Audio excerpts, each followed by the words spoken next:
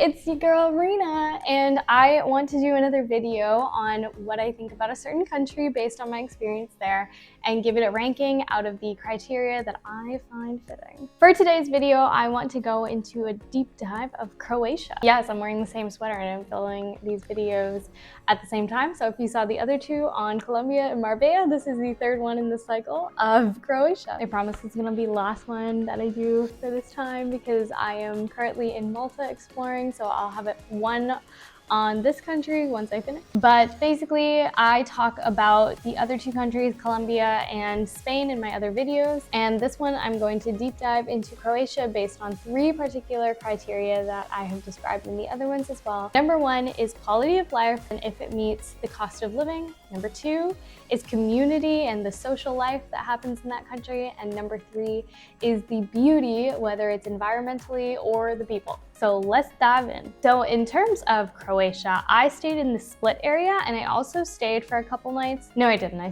did a day trip in Dubrovnik, which I kind of wish that I stayed longer because I freaking loved Dubrovnik when I went. But we're gonna do this video on Split because I don't really know that much about Dubrovnik in terms of actually living there. So I stayed in Croatia for a bit over a month, I think. Let's call it a month. And so I can give you my opinion about these 3 things, and then you can let me know if you agree or disagree, or if you want me to go in depth on anything in this video. In terms of the quality of life and the cost of living in Croatia, I actually thought the cost of living was way too high for the quality of life that you get there. The groceries, for some reason, were quite expensive, and there were some things that I couldn't even find. Like finding ground beef was for some reason impossible half the time in Croatia. Maybe it was the area that I was in Split. It shouldn't have been though, I was in the downtown area, so I don't know. But the actual cost of food, I thought somewhere like Marbella, Spain was gonna be super expensive and Split would be either average or less, but it actually turns out that Croatia's groceries were more expensive than Spain's. I also think like eating out at restaurants, Croatia was incredibly expensive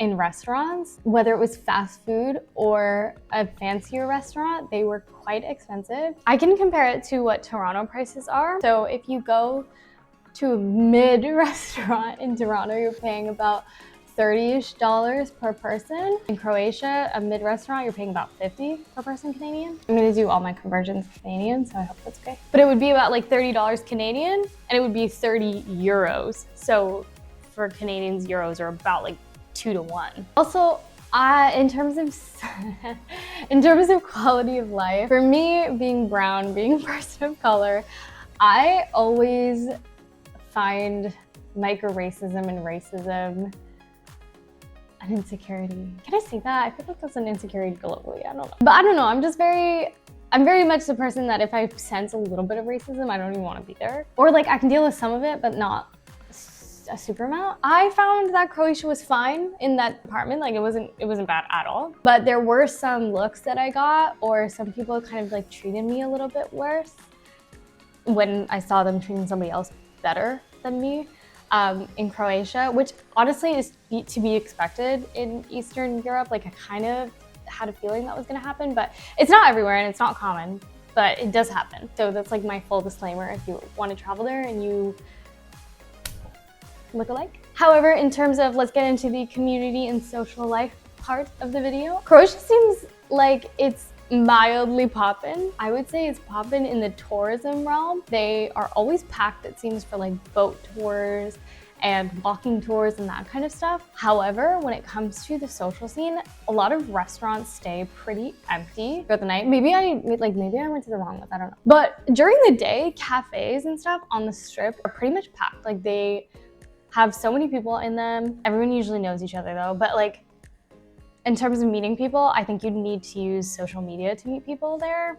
I don't think it would be very easy to meet them otherwise. I did end up meeting a group of people. I went on a tour, and I think that's the best way to meet people, especially there. So like if you're stuck on a boat with people for like 6 to 7 hours, like what are you gonna do? You're gonna meet them, you gotta meet them. And they were all really nice and they were young too, so that was nice. I think the people that are traveling to Croatia are less expat, I would say. I would definitely say it's got a lot of Europeans in there, not a lot of Americans, not a lot of that kind of expat community. But the travelers that do go there and do super touristy things tend to be younger, like students, because the people that I met were students. And in terms of the actual people living there, it's a lot of elders, I thought, in Croatia. I don't know, maybe it's everywhere, boomers. But yeah, in total, I just thought for social, it's definitely harder to meet people in Croatia. And now at this point, I was comparing things to Colombia and to Marbella. And after learning about the social scene that was happening in Marbella, I kind of figured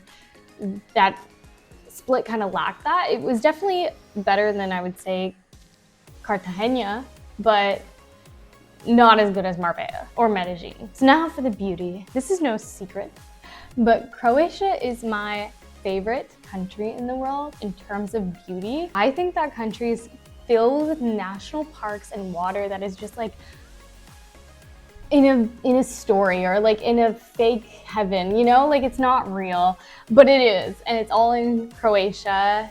Whether it's Plitvice or like going to Dubrovnik and seeing the actual development, and it just looks like a castle. Honestly, I went there because it looks like the castle that's in Little Mermaid, and I'm not gonna lie, that's the purpose that I went there. But it's so beautiful, so beautiful. And it's like every turn that you make, every place that you go, the drives that you take, your eyes are just like glued onto this scenery because it's so beautiful and so unique. The water is so clear and so dark blue at the same time that it just boggles your mind. Like, I'll stand there and stare at water for like an hour and not notice because I'm just so obsessed with it. The harbors especially, I've never seen harbors so clean in a place before. Unlike Croatia, there's literally fish galore in the harbor. That never happens anywhere. And just, you couldn't shut me up. Like, I need to shut up. But like, beautiful, beautiful 10 out of 10. So the quality of life, kind of low. The social scene is mid, and the scenery is amazing. So what does that leave the actual rating as? I give Croatia a 6 or 7 out of 10 in terms of livability in the long run for somebody like me. I would say it's super beautiful of a place to go and there are things to do. But in terms of me being a super extrovert, wanting to go to all these events and things, it's not the best place, the most optimal for me. And just in terms of being comfortable, I would say it's not my home. Like, I didn't get that feeling there. I definitely got, like, I went in thinking one way and came out still thinking the same way. Is that I felt Croatia was a very good vacation place, not necessarily a living place. And I felt like I was correct on that, at least from my experience. But yeah, that's kind of my experience with it and how I would rank it based on those criteria. If you want me to go more in depth on anything about Croatia, whether it's the pricing of actual things, the living conditions, whatever you want to hear about, you can let me know and I can do a video on them. If you made it this far in the video, I just want to say thank you for watching. The Malta one will come out as soon as I'm done in the country. I just got here, so I got a lot of time to go. If you're not subscribed to me, you know where to find me, especially like just put the check on so that you can hear when new videos come out. Yeah, thank you guys for watching and I hope to see you in the next one. Bye!